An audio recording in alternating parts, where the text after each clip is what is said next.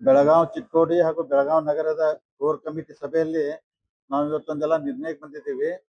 So ಅಂದ್ರೆ ಇದೀಗ ಅವ್ರು ಹೇಳಿದಂಗ ನಮ್ಮ ರಾಜ್ಯ ಅಧ್ಯಕ್ಷರಾದ ಸನ್ಮಾನ್ಯ ವಿಜೇಂದ್ರ ಅವರು, ವಿರೋಧಿ ಪಕ್ಷ ನಾಯಕರಾದ ಸನ್ಮಾನ್ಯ ಆರ್ ಅಶೋಕ್ ಅವರ ಇವರ ನೇತೃತ್ವದಲ್ಲಿ ನಾವು ಅಂದ್ರೆ 9ನೇ ತಾರೀಕು ಡಿಸೆಂಬರ್ 9ರಂದು ಇಲ್ಲಿ ಬೆಳಗಾವಲ್ಲಿ ಸುವರ್ಣಸೌಧದ ಮುಂಚೆ ಒಂದು ದೊಡ್ಡ ಪ್ರಮಾಣದಲ್ಲಿ ರೈತರು ಹೋರಾಟ ಮಾಡ್ಬೇಕಂತೇಳಿ ಇವತ್ತೊಂದು ನಿರ್ಣಯ ತಗೊಂಡಿದ್ದೀವಿ. ಸೊ ಅಂದ್ರೆ ಆ ಹೋರಾಟಕ್ಕೆ ಇಡೀ ಬೆಳಗಾವಿ ಜಿಲ್ಲೆ ರೈತರು, ನಮ್ಮ ಭಾರತೀಯ ಜನತಾ ಪಾರ್ಟಿ ಕಾರ್ಯಕರ್ತರು ಬರ್ತಾರೆ, ಮತ್ತೆ ಇಡೀ ರಾಜ್ಯದಿಂದ ನಮ್ಮ ಎಸ್ ಪಾಟೀಲ್ ನಡಳ್ಳಿ ಅವರು ಅಂದ್ರೆ ಅವ್ರ ಮುಖಾಂತರ ಹೊರಗಿಂದ ರೈತರು ಸುಮಾರು ಒಂದು 20,000 ಜನ ರೈತರು ಸೇರಿಸಿ ಹೋರಾಟ ಮಾಡ್ಬೇಕಂತೇಳಿ ನಾವು ಇವತ್ತೊಂದು ನಿರ್ಣಯ ಮಾಡಿದೀವಿ. ಆ ಪ್ರಕಾರ ಇಡೀ ಎಲ್ಲಾ ನಮ್ಮ ಮಾನ್ಯ ಗೌರವಾನ್ವಿತ ಶಾಸಕರು, ಮಾಜಿ ಶಾಸಕರು, ಎಲ್ಲಾ ಪದಾಧಿಕಾರಿಗಳು ಸಹಕಾರ ಕೊಟ್ಟು ಹೆಚ್ಚಿನ ಸಂಖ್ಯೆಯಲ್ಲಿ ಅವತ್ತು ರೈತರು ಕರ್ಕೊಂಡ್ ಬರ್ತಂದ್ರು, ನಮ್ಮ ಕಾರ್ಯಕರ್ತರು ಬರ್ತಾರು. ದೊಡ್ಡ ಪ್ರಮಾಣದಲ್ಲಿ ಹೋರಾಟ ಮಾಡಿ ಅಂದ್ರೆ ನಾವೆಲ್ಲ ರೈತರಿಗೆ ಅಂತ ಹೇಳಿದಂಗ ಸಾಕಷ್ಟು ನಾವೆಲ್ಲ ನೋಡ್ತಾ ಇದ್ರಿ. ಸರ್ಕಾರ ತಮ್ಮಂದ್ರ ಕುರ್ಚಿ ಉಳಿಸ್ಕೊಳ್ಳಲ್ಲಿ ತಮ್ಮ ಟೈಮ್ ತೆಗಿತದಾರ. ಅಂದ್ರ ರೈತರ ಬಗ್ಗೆ ಇನ್ನು ಯಾವ್ದ ಅಂದ್ರೆ ಇದ್ರ ಕಡೆ ಗಮನ ಕೊಡ್ತಲ್ಲ. ಅದಕ್ಕೆ ಇದೊಂದು ದೊಡ್ಡ ಪ್ರಮಾಣ ಹೋರಾಟ ಮಾಡಿ ಸೊ ರೈತರಿಗೆ ಮತ್ತು ಸಾರ್ವಜನಿಕ ಏನ್ ಸಾಧ್ಯ ಆದಷ್ಟು ಅವಕಾಶ ಕೊಡಕ್ ಆಗ್ತೈತಿ, ಆ ಅವಕಾಶದ ಮುಖಾಂತರ ಹೋರಾಟ ಮಾಡ್ತೀವಿ. ಇದ್ರ ಜೊತೆಗೆ ಇನ್ನೊಂದು ಹಿಂದಿನ ಮುಖ್ಯಮಂತ್ರಿ ಸನ್ಮಾನ್ಯ ಬಸವರಾಜ ಬೊಮ್ಮಾಯಿ ಇದ್ದಾಗ ಸುಮಾರು ಇಲ್ಲೇ ಒಂದು ಕ್ಯಾಬಿನೆಟ್ ಮಾಡಿ 5,000 ಕೋಟಿ ನೀರಾವರಿ ಯೋಜನೆ ಪ್ರಾರಂಭ ಮಾಡಿದ್ರು. ಅವ್ರು ಅನುಮೋದನೆ ಕೊಟ್ಟಿದ್ರು. ಅದ್ರೊಳಗೆ ನಮ್ಮ ಕ್ಷೇತ್ರ ಇತ್ತು, ಚಿಕ್ಕೋಡಿ ಇತ್ತು, ಕಿತ್ತೂರ್ ಇತ್ತು. ಇನ್ನೂ ಆ ಕೆಲಸಗಳ ಪ್ರಗತಿಯಾಗಿ ಅಂದ್ರೆ ಸ್ಪೀಡ್ ಆಗಿ ಆಗ್ತಾ ಇಲ್ಲ, ಅದಕ್ಕೆ ಅನುದಾನ ಬರ್ತಲ್ಲ. ಇಂಥ ಅನೇಕ ವಿಚಾರ ಇಟ್ಕೊಂಡು ಇದ್ರ ಜೊತೆಗೆ ಇಡೀ ರಾಜ್ಯದಲ್ಲಿ ಅಂದ್ರ ನಮ್ಮ ಹಾಲಿಗೆ ಪ್ರೋತ್ಸಾಹನ ಬರ್ತೈತೆ 5 ರೂಪಾಯಿ. ಅದು ಸುಮಾರು ಒಂದು 600 ಕೋಟಿ ಇನ್ನೂ ರೈತರಿಗೆ ದುಡ್ಡು ಕೊಡ್ಬೇಕಾದ್ರೆ.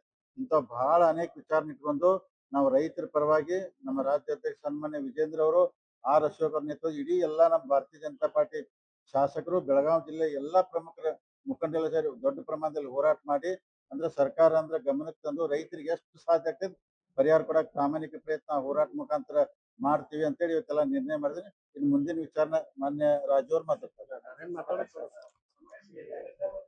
ಈಗಂದ್ರೆ ಸಮಾವೇಶ ಅಂತಲ್ಲ ರೀ, ನಾವು 3 ಪ್ಲೇಸ್ ಫಿಕ್ಸ್ ಮಾಡ್ಕೊಂಡು ಈಗ ಅಂದ್ರೆ ಪೊಲೀಸರು ಎಲ್ಲಿದ ಪರ್ಮಿಷನ್ ನಮ್ಗೆ ಕೊಡ್ತಾರೋ, ಯಾಕಂದ್ರೆ ನ್ಯಾಷನಲ್ ಹೈವೇ ಮೇಲೆ ಹೋಗ್ಬೇಕಂತ ಪೊಲೀಸರು ಹೇಳ್ತಾರ.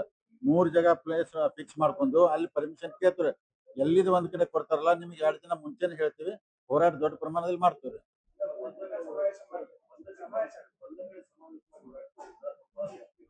ಪಾದಯಾತ್ರೆ ಮಾಡ್ಬೇಕಂತಿದೆ. ನಮ್ ಕನಿಷ್ಠ 3 ಕಿಲೋಮೀಟರ್ ಪಾದಯಾತ್ರೆ ಮಾಡ್ಬೇಕಂತ ಹೇಳಿ ಪ್ಲಾನ್ ಇಟ್ಕೊಂಡಿರಿ. ಸೊ ಪೊಲೀಸರು ನಾವು ಪರ್ಮಿಷನ್ ಇವತ್ತು ನಮ್ಮ ಜಿಲ್ಲಾ ಅಧ್ಯಕ್ಷರು, ನಮ್ಮ ಜಿಲ್ಲೆ ವಕೀಲರೆಲ್ಲ ಮಾತಾಡಿ ಪರ್ಮಿಷನ್ ಕೇಳ್ತೀವಿ. ಯಾವ ತರ ಪರ್ಮಿಷನ್ ಅಂದ್ರೆ ನಾವು ಅಂದ್ರೆ ಲಾ ಅಂಡ್ ಆರ್ಡರ್ ಪ್ರಾಬ್ಲಮ್ ಆಗಿ ಅನ್ನೋದು ಆ ದೃಷ್ಟಿಯಿಂದ ನಾವು ಹೋರಾಟ ಅಂದ್ರೆ 3 ಕಿಲೋಮೀಟರ್ ಮಾಡ್ಬೇಕು ಮಾಡಿದ್ದೇವೆ.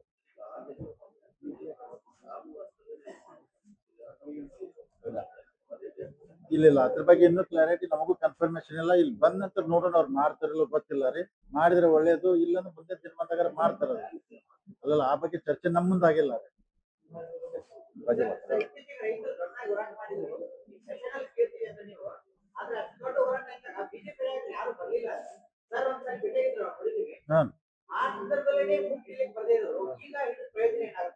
ಈಗ ನೋಡಿ ದೊಡ್ಡ ಹೋರಾಟ ಆದಾಗ ನಮ್ಮ ರಾಜ್ಯ ಅಧ್ಯಕ್ಷರು ಸನ್ಮಾನ್ಯ ವಿಜೇಂದ್ರ ಅವರು ಆ ಹೋರಾಟದಾಗ ಹೋಗಿ ಭಾಗವಹಿಸಿ ಅವ್ರ ಜೊತೆಗೆ ಒಂದಿನ ಅಲ್ಲೇ ಇದ್ದು ಅವ್ರು ಸಾಕಷ್ಟು ಜೊತೆ ಸ್ಪಂದಿಸಿದಾರ. ಅವ್ರೆ ಯಾಕಂದ್ರೆ ಹೋಗಿದಾರ ಅವ್ರು, ಯಾಕಂದ್ರೆ ರಾಜ್ಯ ಅಧ್ಯಕ್ಷರು ಹೋಗಿಸಿ ಎಲ್ಲಾ ಸ್ಪಂದಿಸಿದಾರು. ಆ ಪ್ರಕಾರ ಸರ್ಕಾರ ಮ್ಯಾಗ ಒತ್ತಾಯ ಹಾಕಿದಾರು. ನಾವು ಭಾರತೀಯ ಹೋಗಿಲ್ಲ ಅಂತಲ್ಲ, ನಮ್ ವಿಜೇಂದ್ರ 2 ದಿವಸ ಅಲ್ಲೇ ಇದ್ರು. ಅವ್ರ ಹುಟ್ಟಹಬ್ಬನ ಅಲ್ಲೇ ಆಚರಣೆ ಮಾಡ್ಕೊಂಡಾರಲ್ಲ. ಸಂಪೂರ್ಣ ನ್ಯೂಸ್, ನಮ್ಮ ನಡಿಗೆ ವಾಸ್ತವದ ಕಡೆಗೆ. ಇದು ನಿಮ್ಮ ಧ್ವನಿ.